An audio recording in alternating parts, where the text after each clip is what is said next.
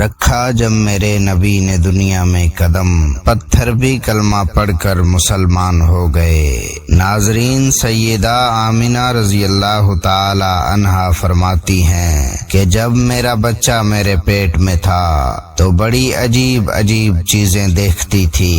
اگر میں گھر سے باہر نکلتی تو بادل کا ایک سایہ میرے اوپر آ جاتا اور مجھے دھوپ نہ لگتی۔ اگر میں پانی بھرنے کے لیے کنویں کی طرف جاتی تو راستے میں جتنے پیڑ ہوتے ان کی ٹہنیاں میرے سامنے جھک جاتی جیسے مجھے سلام کر رہی ہوں۔ میں حیران تھی کہ آخر یہ سب میرے ساتھ ہی کیوں ہو رہا ہے، اور جب کنویں کے پاس پہنچتی تو نیچے کا پانی اپنے آپ اوپر آنے لگتا اور بالکل اوپر منڈیر تک آ جاتا، اور میں اپنے ہاتھوں سے ہی بالٹی پکڑ کر پانی بھر لیتی تھی۔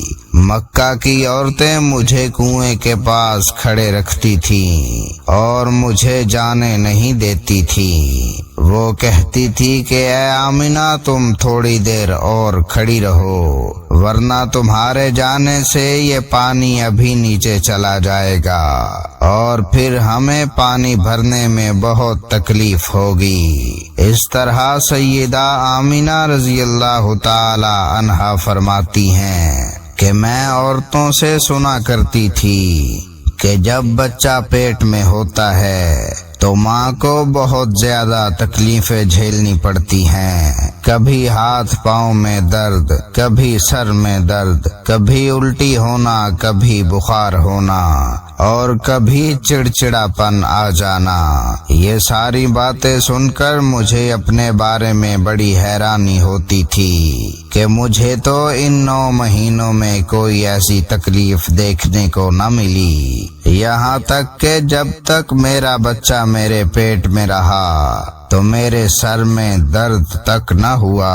اسی طرح حضرت آمنہ کو بڑے عجیب عجیب خواب بھی نظر آتے تھے۔ وہ فرماتی ہیں کہ جب میں رات کو سوتی تو مجھے خواب نظر آتا کہ میرے جسم کے اندر سے ایک نور نکلا ہے اور اس نے ساری دنیا کو روشن کر دیا ہے۔ یہ سب دیکھ کر مجھے یقین ہو چکا تھا کہ میرے پیٹ میں جو بچہ ہے وہ واقع ہی عام انسان نہیں ہے۔ حضور صلی اللہ علیہ وسلم کے دادا حضرت عبد المطلب دن رات کعبے کے پاس جا کر کعبے کا غلاف پکڑ کر اللہ سے رو رو کر دعائیں کرتے، یا اللہ میرا بیٹا عبداللہ تو اس دنیا میں نہیں رہا، لیکن اس کے گھر ایک بچے کی پیدائش ہونے والی ہے، یا اللہ اس بچے کی حفاظت فرمانا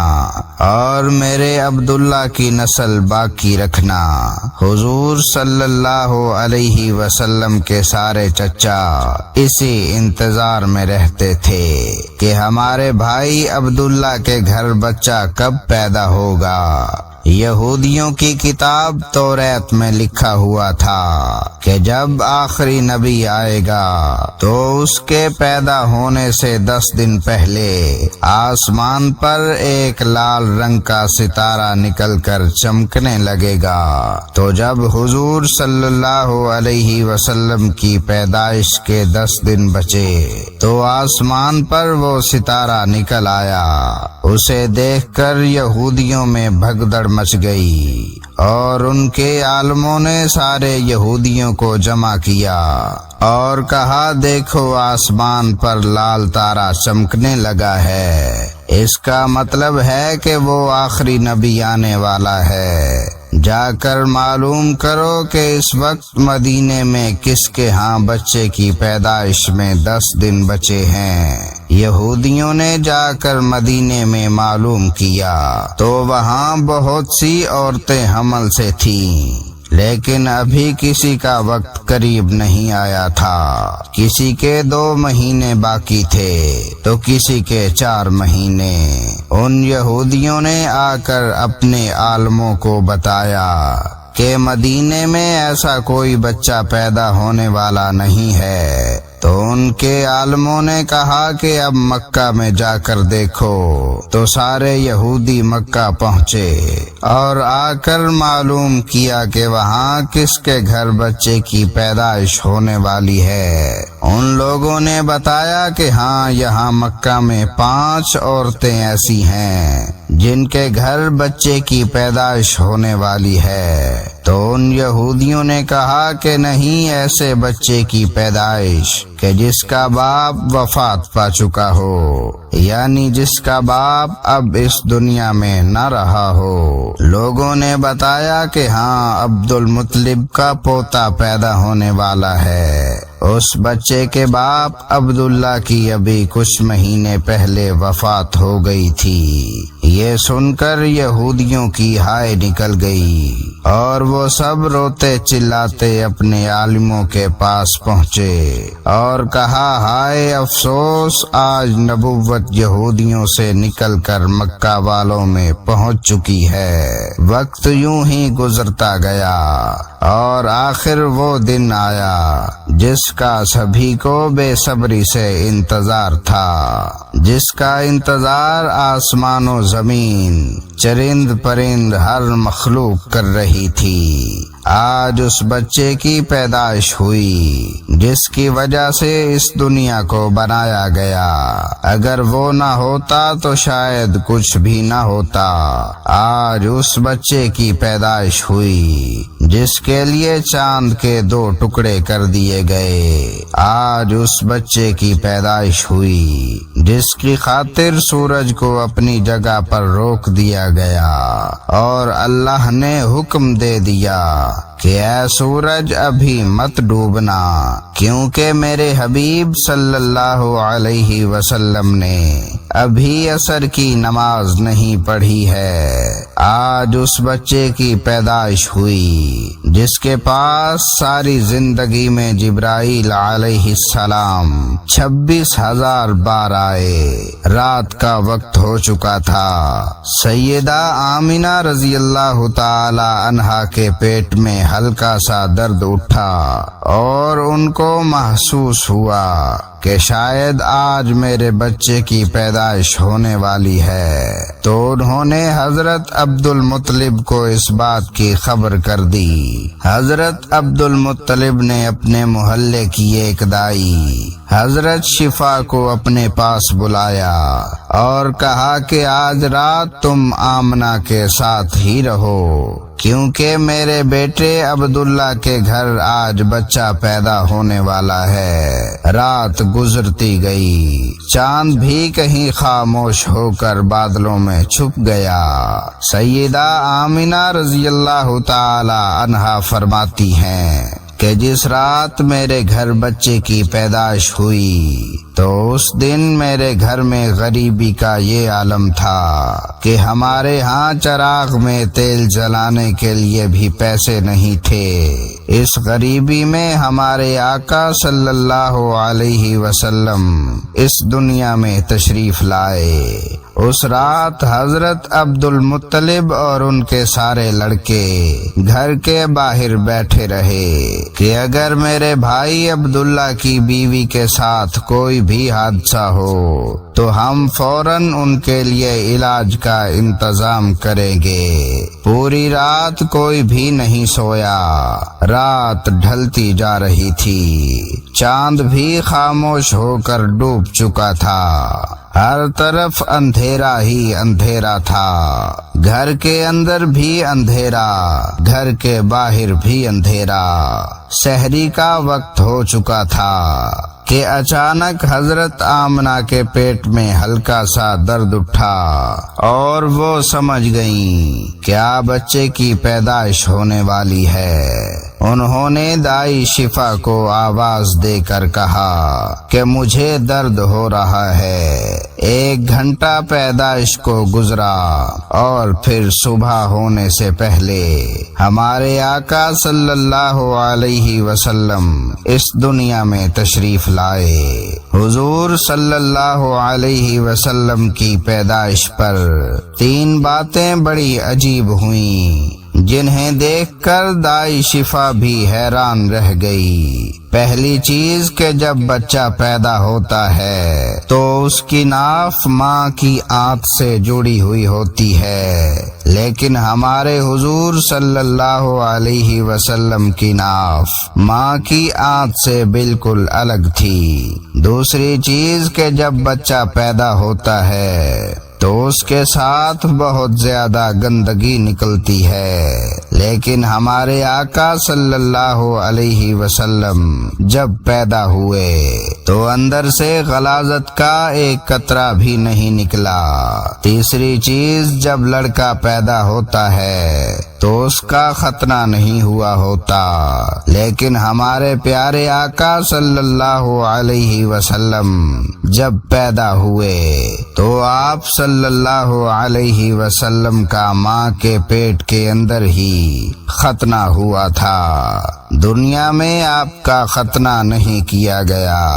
یہ تین چیزیں دیکھ کر دائی شفا گھبرا گئی اور حضرت آمنہ رضی اللہ تعالی عنہا سے کہنے لگی، اے آمنہ، میں نے اپنی ساری زندگی میں ایسا بچہ نہیں دیکھا۔ حضرت شفا نے حضور صلی اللہ علیہ وسلم کو اپنی گود میں لے کر ایک طرف زمین پر لٹا دیا۔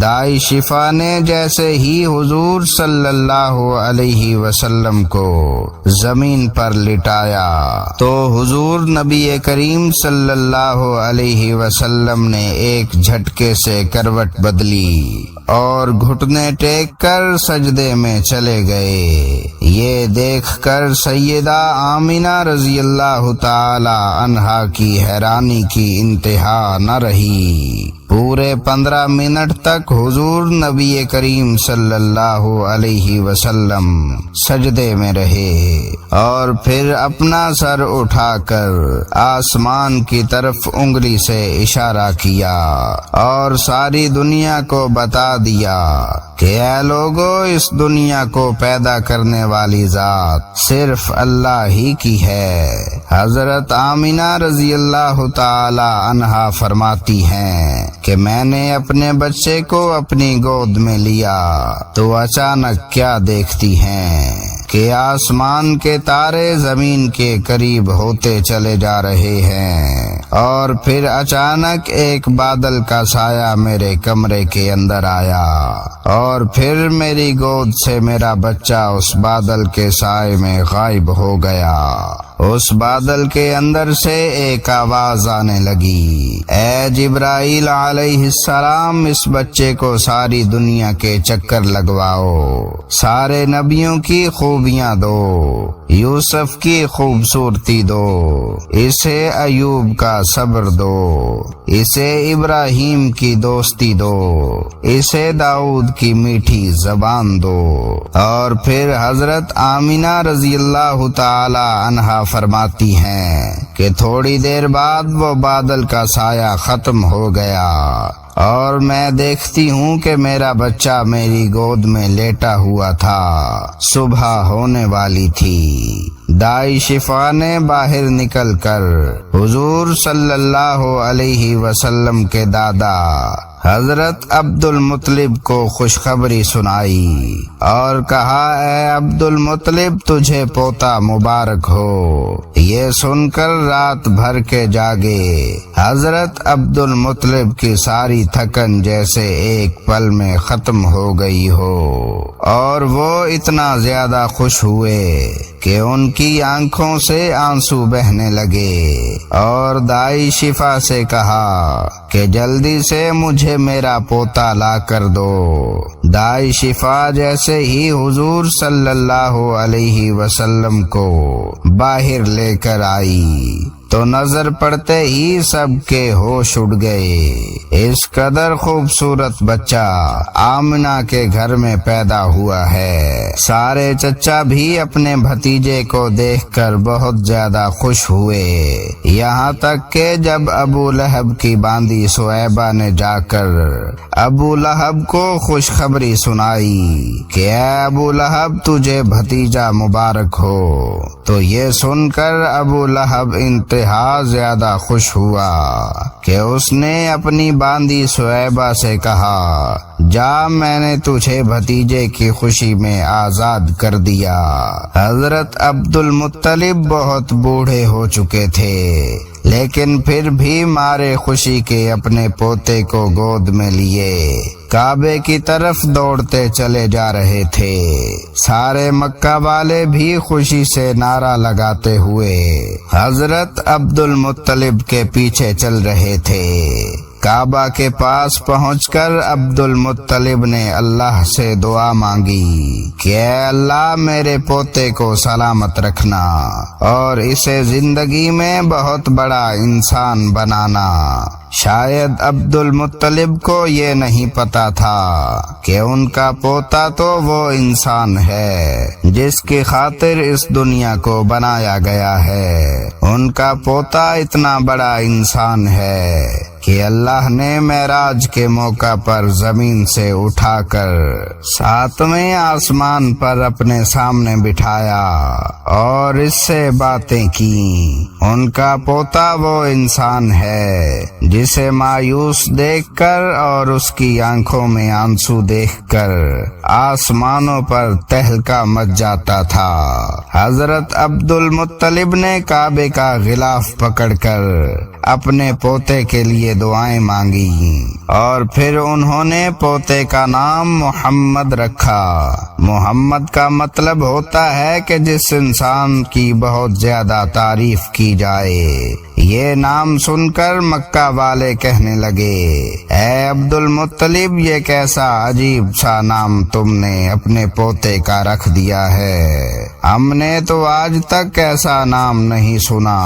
تو حضرت عبد المطلب نے جواب دیا کہ اے مکہ والو تمہیں کیا پتا کہ میرے اس بچے کی ایک دن ایسی شان ہوگی، لوگ اس کے پیچھے چلیں گے۔ ایک بار حضور اکرم صلی اللہ علیہ وسلم مدینے میں اپنے صحابہ کرام کے ساتھ بیٹھے ہوئے تھے تو حضور اکرم صلی اللہ علیہ وسلم کے چچا حضرت عباس رضی اللہ تعالی عنہ نے فرمایا، اے اللہ کے رسول مجھے بچپن سے ہی معلوم ہو گیا تھا کہ آپ بڑے ہو کر کوئی بہت بڑے انسان بنو گے۔ حضور صلی اللہ علیہ وسلم نے پوچھا، اے چچا جان آپ کو کیسے پتا؟ تو حضرت عباس رضی اللہ تعالی عنہ نے فرمایا کہ اے اللہ کے رسول جب آپ 2 مہینے کے تھے تو ایک رات میں نے آپ کو دیکھا کہ آپ چارپائی پر اکیلے لیٹے رو رہے تھے۔ میں نے آپ کو چپ کرانے کی کوشش کی لیکن آپ نے میری طرف نہیں دیکھا بلکہ اچانک آسمان کی طرف دیکھ کر مسکرانے لگے۔ میں حیران رہ گیا اور پھر میں نے بھی آسمان کی طرف دیکھا تو میری نظر پھٹی کی پھٹی رہ گئی۔ میں نے دیکھا کہ چاند آپ کی انگلی کے اشارے پر ناچ رہا ہے، آپ جدھر انگلی لے جاتے چاند ادھر کو ہو جاتا۔ یہ منظر دیکھ کر میں سمجھ گیا کہ آپ کوئی عام انسان نہیں ہیں۔ حضور صلی اللہ علیہ وسلم نے فرمایا، ہاں میرے چچا جان آپ صحیح فرما رہے ہیں کہ بچپن میں چاند میرے ساتھ کھیلتا تھا اور مجھے رونے نہیں دیتا تھا۔